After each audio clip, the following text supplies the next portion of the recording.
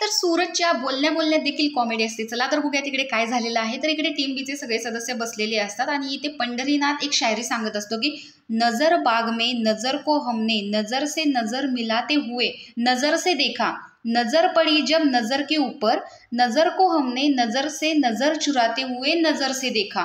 म्हणजे पंढरीनाथ ही शायरी सांगून झाल्यानंतर धनंजय म्हणतो की कुणालाच कळलं नाही, मी गॅरंटेड सांगतो. त्यावरती अंकिता म्हणते की कळलंय मला, तर तो म्हणतो नाहीच कळलं. म्हणून पंढरीनाथ पुन्हा एकदा शायरी सांगतो. दुसऱ्यांदा शायरी सांगितल्यानंतर योगिता म्हणते की शायरी तर समजली पण कुणाला बोलता हे नाही समजलं. तर त्यावरती आर्या म्हणते की कुणावरती नाहीच आहे, त्यामध्ये 3 लोक इन्व्हॉल्व आहेत. तर धनंजय म्हणतो हा हे बरोबर आहे, अगदी बरोबर आहे. म्हणजे इरिना आणि वैभव आणि यांच्यावरती नजर आहे आर्याची, अशा पद्धतीने तिनं बोललेलं आहे असं धनंजयला वाटतं. तो बरोबर आहे असं म्हणतो आणि सगळेच इकडे आर्याला हसत असतात.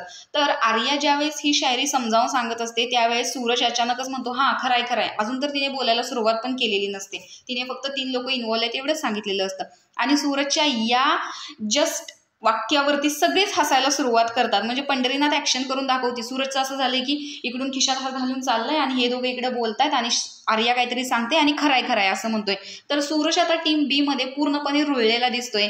तर सूरजच्या प्रत्येक बोलण्यावरतीच कॉमेडी होत असते. तर तुम्हाला सूरज आवडतो की नाही हे कमेंट बॉक्समध्ये नक्की सांगा. तोपर्यंत बाय.